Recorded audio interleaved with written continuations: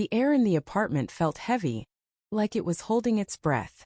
I stood by the kitchen counter, my fingers tracing the edge of a chipped mug, the one she always used for her chamomile tea. Her voice still echoed in my head, soft but slicing. "I'm not ready to commit, Ben. Not yet. But please wait for me." The words had landed like a punch I didn't see coming, and now, hours later, I was still reeling, staring at the engagement ring I'd hidden in my sock drawer for months.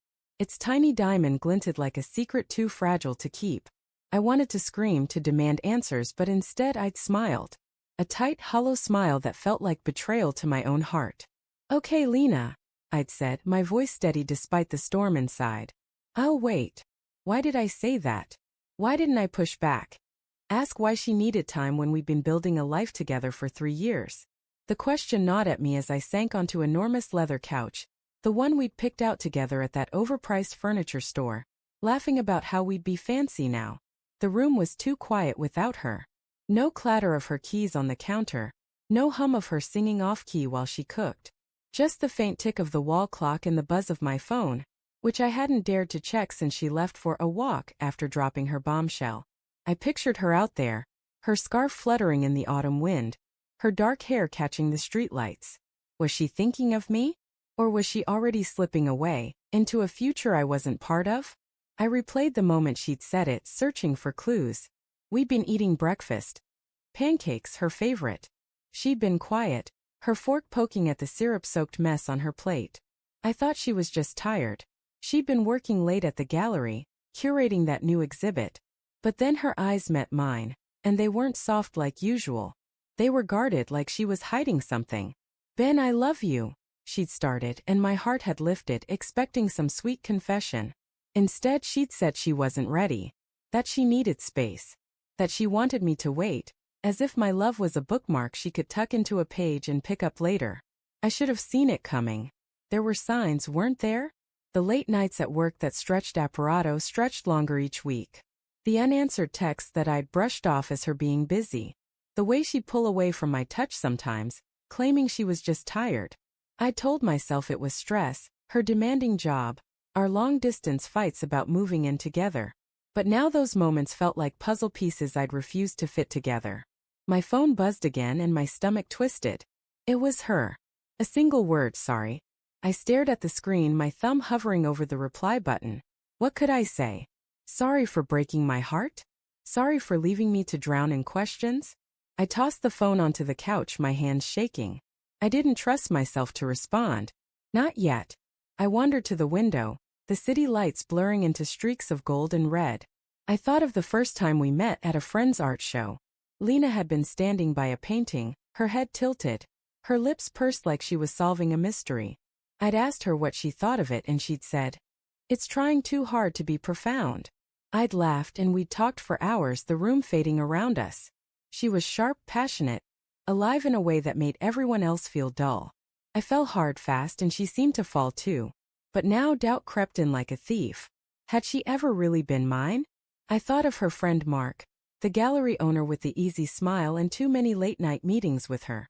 I'd never worried about him before, but now his name felt like a splinter in my mind. Was she with him now? Was that why she needed time? I grabbed my coat and headed out, needing air, needing answers. The streets were slick with rain, the air sharp with the scent of wet leaves. I walked to the gallery, my heart pounding with every step. The lights were still on, the glass door revealing a warm glow inside. I saw her silhouette through the window arranging a sculpture. She looked focused, beautiful, untouchable. I pushed the door open, the bell jingling like a warning. She looked up, startled, her eyes wide. "Ben? What are you doing here?" My throat tightened. "We need to talk." She set the sculpture down, her hands trembling slightly. "I didn't expect you to come here." "Yeah, well, I didn't expect you to tell me to wait," I said, my voice sharper than I meant. "What's going on, Lena? Really?" She crossed her arms, her gaze dropping to the floor.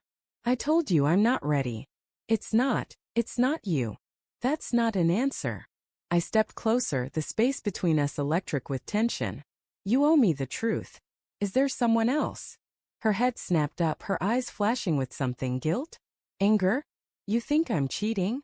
"I don't know what to think." My voice cracked and I hated how vulnerable I sounded. You're pulling away and I'm supposed to just wait? For what?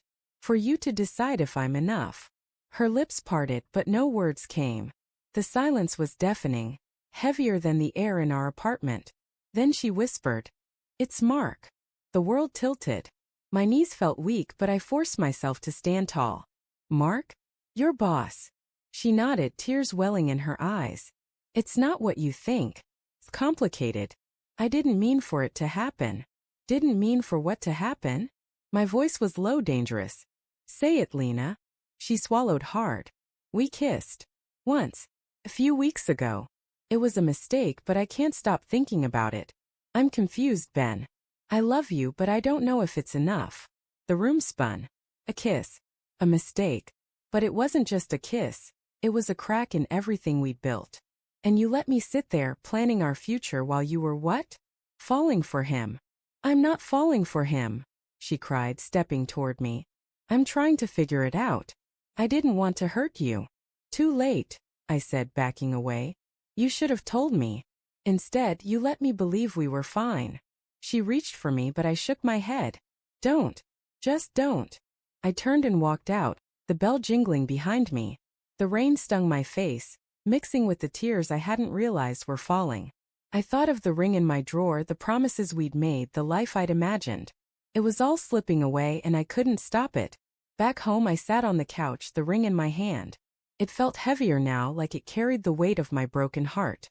I thought of her words, her tears, her confusion. She wasn't a villain. She was human, flawed, lost. But that didn't make it hurt less. I wanted to hate her but I couldn't. Not yet. I typed a message. "I can't wait forever, Lena. Figure it out." I hit send, my heart pounding. Then I set the ring on the coffee table. Its sparkle dulled by the truth. I'd wait but not for long. I deserved more than a maybe. The clock ticked on, each second a reminder that some promises, no matter how much you love someone, can't be kept.